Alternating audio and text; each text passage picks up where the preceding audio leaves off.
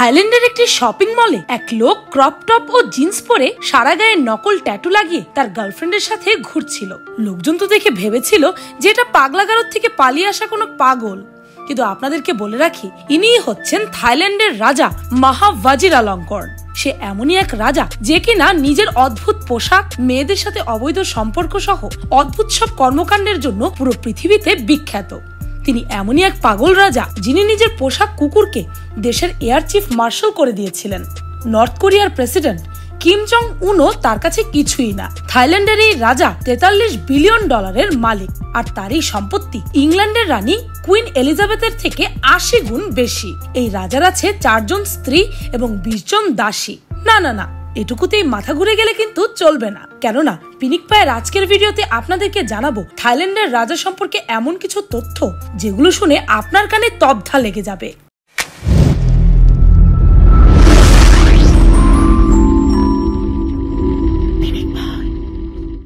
আজও থাইল্যান্ডে রাজার শাসন চলছে, আর 21 শতকের এই সময়ে এসেও থাইল্যান্ডে আজও প্রতিদিন রাজসভা বসে। আর তার এই রাজসভায় আর্মি, এয়ারফোর্স এবং নেভির টপ অফিসাররা আসেন এবং তারা সবাই এসে রাজার পায়ে ধরে সালাম করে। আপনি জানলে অবাক হবেন যে থাইল্যান্ডের এই রাজার সামনে কেউ দাঁড়িয়ে থাকতে পারে না। সে যে ব্যক্তি হোক না কেন, রাজার সামনে আসতে হলে তাকে হাঁটু গেড়ে আসতে হবে। আরেকটি মজার ব্যাপার হচ্ছে থাইল্যান্ডের এই রাজা নিজের দেশে নয়, বরং বেশিরভাগ সময়টাই জার্মানির পাহাড়ি অঞ্চলে কাটান। তার কাছে রয়েছে বিলাসবহুল জেট প্লেন, বিলাসবহুল হেলিকপ্টার এবং তাছাড়াও রয়েছে পৃথিবীর সবচেয়ে দামি দামি সব গাড়ি। আর তার এই লিস্ট থেকে বাদ যাবে না সুন্দরী ও আবেদনময়ী নারীরাও। এই রাজা এতটাই বিলাসী যে জনগণের টাকা দিয়ে সম্প্রতি তার জন্য একটি বিশাল অনুষ্ঠান আয়োজিত হয়েছিল, আর সেই অনুষ্ঠানে খরচ হয়েছে প্রায় 225 কোটি টাকা। আর এই অনুষ্ঠানটিতে তিনি অফিসিয়াল ভাবে থাইল্যান্ডের সবকিছু নিজের নামে করিয়ে নেন। আপনি জানলে অবাক হবেন এই রাজার মোট সম্পত্তির মূল্য হচ্ছে 43 বিলিয়ন ডলার, যা ইংল্যান্ডের রানী অর্থাৎ কুইন এলিজাবেথের সম্পত্তির থেকে 80 গুণ বেশি। এই পরিমাণ সম্পদ নিয়ে তিনি হচ্ছেন বর্তমান পৃথিবীর সব থেকে ধনী রাজা। আপনাদেরকে জানিয়ে রাখি যে থাইল্যান্ডের এই রাজাকে পাবলিক লাইফে খুব কমই দেখা যায়, কেননা তিনি বেশিরভাগ সময় জার্মানিতে কাটিয়ে থাকেন। যদিও জার্মানিতে তার কোনো অফিসিয়াল কাজ নেই, বরং নিজের দেশের মানুষের টাকা দিয়ে জার্মানিতে ভোগ বিলাস করতে যান তিনি। এছাড়াও করোনা মহামারীর সময় থাইল্যান্ডের এই রাজা জার্মানির একটি 4 স্টার হোটেল পুরোপুরি ভাবে বুক করে নিয়েছিলেন এবং সেই 4 স্টার হোটেলে তিনি তার 100 জন কর্মচারী এবং 20 জন দাসীকে নিয়ে সেলফ কোয়ারেন্টাইনে চলে গিয়েছিলেন। এতক্ষণে তো নিশ্চয়ই বুঝেই গেছেন যে কোন ধরনের রাজাকে নিয়ে আজকে কথা বলছি।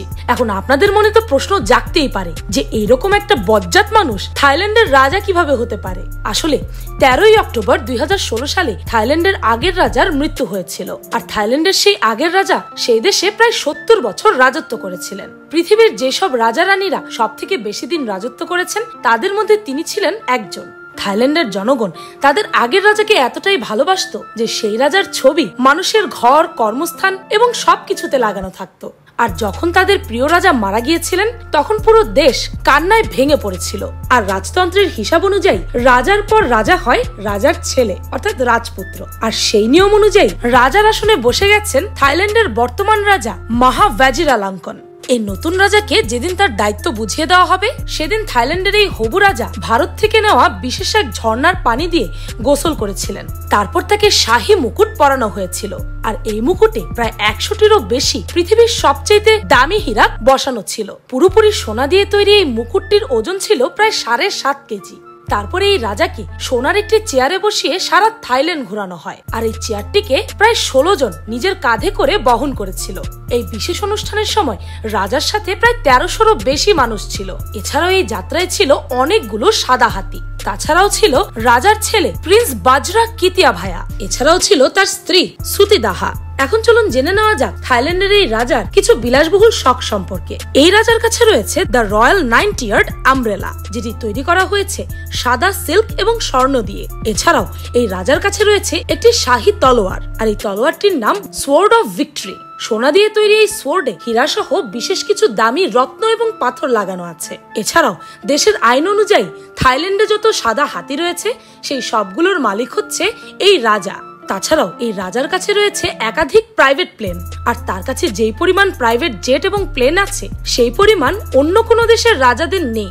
তার কাছে রয়েছে 4টি বোয়িং কমার্শিয়াল জেট, রয়েছে 3টি এয়ারবাস কমার্শিয়াল জেট, তাছাড়াও আছে 3টি সুখোই সুপার জেট 100S, তাছাড়াও আছে 4টি নর্থ্রপ F-5E ফাইটার জেট, আরো আছে 21টি হেলিকপ্টার। আর এই সবগুলো এয়ারক্রাফট চালাতে রাজাকে প্রতি বছর প্রায় 465 কোটি টাকা খরচ করতে হয়। এবার আসা যাক রাজার গাড়ির কালেকশনে। তার প্রথম গাড়িটি হচ্ছে Rolls Royce silver spare stretch limousine, যার মূল্য হচ্ছে বাজারে 2 কোটি টাকা। এছাড়াও তার কাছে রয়েছে 1960 সালের রোলস রয়েস ফ্যান্টম, যার মূল্য 1 কোটি 40 লক্ষ টাকা। এছাড়াও আছে 1 কোটি 33 লক্ষ টাকা দামের মার্সিডিজ এস ক্লাস। এছাড়াও রয়েছে 33 লক্ষ টাকা দামের ক্যাডিল্যাক ডিটিএস। আর এই সব কিছুর পাশাপাশিও রাজার আছে অসংখ্য গাড়ির কালেকশন, যেগুলো একটি ভিডিওতে বলে শেষ করা যাবে না। রাজা যেই প্যালেসে বসবাস করে সেটি প্রায় 2.3 মিলিয়ন স্কোয়ার ফিটের ওপর অবস্থিত। আর এটাই হচ্ছে থাইল্যান্ডের রাজার অফিসিয়াল রেসিডেন্স। তবে তিনি এখানে বসবাস করেন না, বরং তিনি বসবাস করেন ব্যাংককে অবস্থিত ডুসিট প্যালেস কমপ্লেক্সে।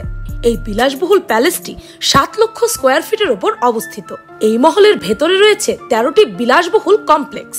এছাড়াও রয়েছে ব্যাংককের স্পেশাল সায়াম প্যারাগন, সায়াম ডিসকভারি, সায়াম সেন্টার। এই সবকিছু রাজার প্রপার্টির উপরই তৈরি করা হয়েছে। শুধুমাত্র থাইল্যান্ডের ব্যাংকক শহরে তার $30 বিলিয়ন বিশাল প্রপার্টি রয়েছে। এছাড়াও সায়াম কমার্শিয়াল ব্যাংকে তার রয়েছে 24% শেয়ার। অনেক তো রাজা সম্পর্কে জানা হলো, এবার চলুন রাজার রানীদের সম্পর্কে জেনে আসা যাক। আপনি জানলে অত্যন্ত অবাক হবেন যে থাইল্যান্ডের এই রাজার মোট 4 জন স্ত্রী ছিল, তবে বর্তমানে তার সাথে রয়েছে সর্বশেষ রানী। আর বাকি 3 জন রানীকে তিনি অফিসিয়ালি ডিভোর্স দিয়ে দিয়েছেন। আপনি জানলে অবাক হবেন যে বর্তমানের থাইল্যান্ডের রানী সুতিদা তিরজাই একসময় ফ্লাইট অ্যাটেন্ডেন্ট অর্থাৎ এয়ার হোস্টেসের কাজ করতেন। পরবর্তীতে রাজা সুতিদাইকে তার সুরক্ষা টিমের ডেপুটি প্রেসিডেন্ট করে দিয়েছিলেন। আর তার রাজাভিষেকের কিছুদিন আগেই অফিসিয়ালি সুতিদার সাথে বিয়ে করেছিলেন এবং অফিসিয়ালি তাকে রানীর মর্যাদা দেওয়া হয়েছিল। বিয়ের পর তারা গ্র্যান্ড প্যালেসে 1 রাত সময় কাটিয়েছিল। আর সেই প্যালেসের সোনার তৈরি বিছানা এবং সোনার তৈরি আসবাবপত্র ছিল। রাজার প্রথম বিয়ে হয়েছিল 1977 সালে, যখন তার বয়স ছিল মাত্র 25 বছর। তার প্রথম স্ত্রী সম্পর্কে তার কাজিন ছিল। বিয়ের পরেও রাজার অনেকগুলো অবৈধ সম্পর্ক চলতে থাকে, যার কারণে তাদের সংসার বেশি দিন টিকেনি। আর এভাবেই রাজা তার প্রথম স্ত্রীকে ডিভোর্স দিয়ে দিয়েছিল। আর ডিভোর্সের কিছুদিন পরই রাজা তার এক গার্লফ্রেন্ডকে বিয়ে করে নিয়েছিল এবং তার এই গার্লফ্রেন্ড পেশায় ছিল একজন অ্যাক্ট্রেস। প্রথম স্ত্রীর সাথে তার প্রায় 5 জন সন্তান হয়ে গিয়েছিল। আর রাজার এই দ্বিতীয় বিয়ের 2 বছর যেতে না যেতেই তার দ্বিতীয় স্ত্রী আমেরিকায় পালিয়ে যায়। এরপর 2001 সালে ভাজিরালঙ্কন তার আরো একজন গার্লফ্রেন্ডকে বিয়ে করেন। আর তাদের এই সংসার পরবর্তী 13 বছর যাবৎ চলেছিল। কিন্তু দুর্ভাগ্যবশত তাদের এই 13 বছরের সংসারও একসময় ভেঙে যায়। তবে আসল দুঃখের ব্যাপার হচ্ছে এই যে রাজা এবার তার তৃতীয় স্ত্রীকে শুধু ডিভোর্সই দেয়নি, তার পরিবারের সকল সদস্যকে জেলে পুরে দিয়েছে। আর তার তৃতীয় স্ত্রী আজ পলাতক। আর সবশেষে সুতিদাইকে বিয়ে করার পরে অর্থাৎ চতুর্থ বিবাহটি করার পরেও রাজার রয়েছে 20 জন দাসী এবং অসংখ্য অবৈধ সম্পর্ক।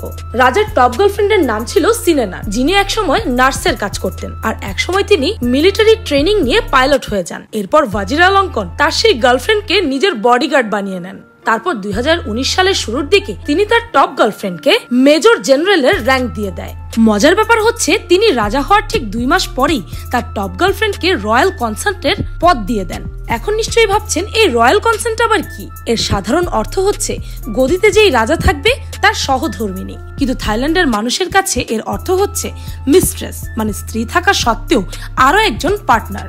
আপনাদেরকে জানিয়ে দেই যে থাইল্যান্ডের আইন অনুযায়ী যে কোনো পুরুষ একাধিক স্ত্রী রাখতে পারবেন এবং থাইল্যান্ডের পূর্ববর্তী রাজারা বিভিন্ন দেশের পাওয়ারফুল ব্যক্তিদের সঙ্গে সম্পর্ক রাখার জন্য একের অধিক স্ত্রী এবং মিস্ট্রেস রাখতেন। কিন্তু 1932 সালে এই নিয়মটি ভেঙে যায়। মহাভাজিরালঙ্কনের পিতা তার স্ত্রীকে খুব ভালোবাসতেন, যার কারণে তিনি অন্য কোনো মেয়ের সঙ্গে কোনো রকম সম্পর্কে জড়াননি। তবে তার টপ মডেলকে রয়্যাল কনসেন্ট বানানোর ঠিক 3 মাস পর তাদের মধ্যে আর বনিবনা হয়নি। তখন সেই রয়্যাল কনসেন্টকে তিনি ঘাট ধাক্কা দিয়ে বের করে দিয়েছিলেন। সে সময় রাজা জানিয়েছিলেন যে সিনেনাথ থাইল্যান্ডের আইন ভঙ্গ করেছে। তারপর আবার 2020 সালে সিনেনাথকে পুনরায় তার পদ তাকে ফিরিয়ে দেওয়া হয়। এগুলো তো তাও স্বাভাবিক ছিল, কিন্তু এই পাগলাটে রাজা তো নিজের পোষা কুকুরকে দেশের এয়ার চিফ মার্শালের পদ দিয়ে দিয়েছিলেন। রাজার এই কুকুরের নাম ছিল ফুফু। রাজা তার কুকুরকে এতই বেশি ভালোবাসতেন যে তার দেশের বিমান বাহিনীর টোটাল দায়িত্ব গিয়ে পড়েছিল এই কুকুরের ওপর। এমনকি তার এই কুকুর বিভিন্ন অফিসিয়াল মিটিং এ তার সঙ্গে গিয়েছিল। তবে দুঃখজনক ব্যাপার হচ্ছে 2015 সালে রাজার এই আদরের কুকুর মারা যায়। আর এরপর তার এই কুকুরের মৃত্যুর জন্য পুরো থাইল্যান্ডে 4 দিনের সরকারি ছুটি ঘোষণা করা হয়েছিল এবং সব জনগণকে তার এই কুকুরের মৃত্যুর জন্য শোক পালন করতে বলা হয়েছিল। এখন একজন রাজা যদি এরকম হয় তাহলে সেই দেশের জনগণের কি অবস্থা হবে একবার ভেবে দেখুন তো। প্রত্যেকটা দেশের প্রধানদের উচিত সেই দেশটাকে ভালোভাবে চালানো, এরকম পাগলামি করে নয়। তাদের দায়িত্ব একটাই, জনগণের মুখে হাসি ফোটানো। আর থাইল্যান্ডের এই রাজা তার ধারে কাজ দিয়েও যায় না, পুরাই পাগলের বাচ্চা। I have no comment. We love them all the same. We love them all the same. Is there any room for compromise, sir? Thank you. Oh, Thailand is a land of compromise.